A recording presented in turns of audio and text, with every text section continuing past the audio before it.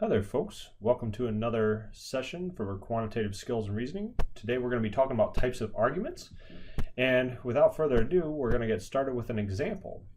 So let's say we had an argument. The Atlanta Braves and Washington Nationals play in the National League East and reside in the eastern part of the United States.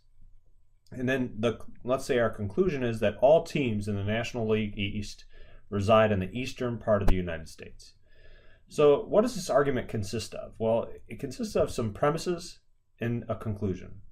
The premises that we can look at are, for example, the Atlanta Braves play in the National League East, the Washington Nationals play in the National League East, the Atlanta Braves reside in the eastern United States, and the Washington Nationals reside in the eastern United States.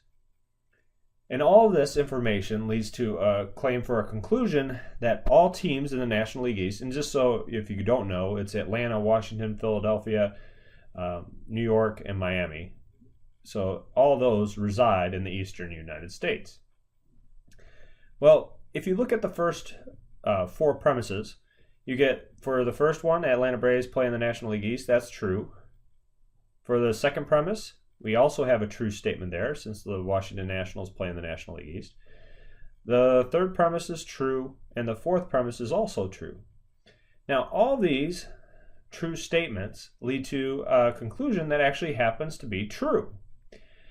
These are the types of arguments that are formed quite frequently. We start with these very small examples and try and generalize to something much larger. Okay, and in particular, this is a special type of an argument we call an inductive argument.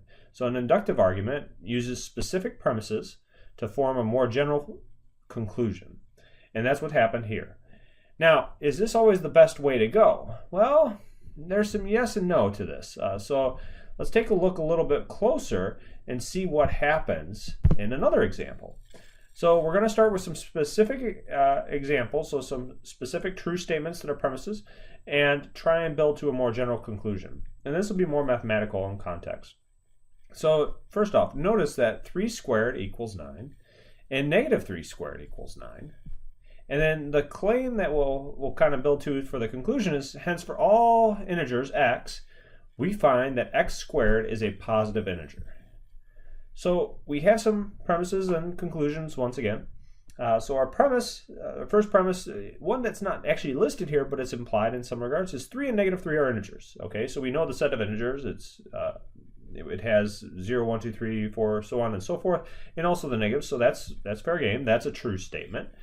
Our second premise, we have 3 squared equals 9 is a positive integer. So 9 is a positive integer, in fact, so we're good there. And same thing with negative 3 squared equals 9. That's also a positive integer. So we have 3 true statements right there. So now, does this lead to our conclusion being true? Well, let's take a look at our conclusion. It's for all integers x, we find x squared is a positive integer. Well, notice up above we gave a couple of examples, so does this mean that all of them? Well, we could even try some more examples.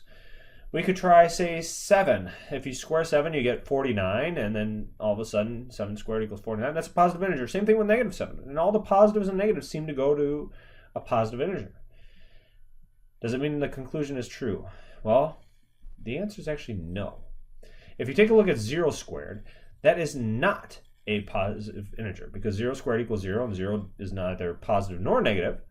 So it's not a positive integer.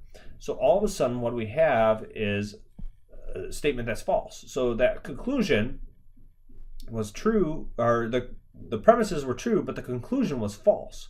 And that's the problem with inductive statements, inductive arguments. You start with these very specific examples, but then all of a sudden you try and generalize. It doesn't always hold. And actually 0 is the only one example where this does not hold for that whole statement. So it can be hard to build to those general conclusions. And that's usually the work we do. We start with some specific examples and build to something more general. But the stuff that we're going to be aiming for, the ideal situation, is what we call a deductive argument. And so what a deductive argument, if I can say it there, a deductive argument uses more general premises to provide evidence for a specific conclusion. So let's take a look at another example here. So notice that any even integer is of the form 2k, where k is an integer. So then the claim that we make is, hence, 1,200 is an even integer since 1,200 equals 2 times 600, and 600 is an integer. So let's take a look. First, our premise. We have the first premise is any even integer is of the form 2k, where k is an integer. Now, notice that's a very general premise. We have all the integers involved.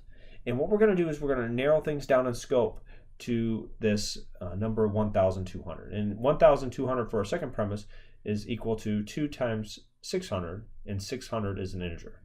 So both of those premises are true. Now notice that both of those statements satisfy the condition for an even integer. Okay, so then when we build to our conclusion a more specific example, 1,200 is even an integer, we have a true statement just because we know what holds for that premise, that first premise there. So these are the type of arguments that we're going to try and build, something that has a very general statement early on, and try and look at more specific examples, because then we have more solid footing versus starting with the specific examples and building to some general conclusion. That's ideal if you can do that, but it doesn't always work. The best arguments will be the ones that are deductive arguments.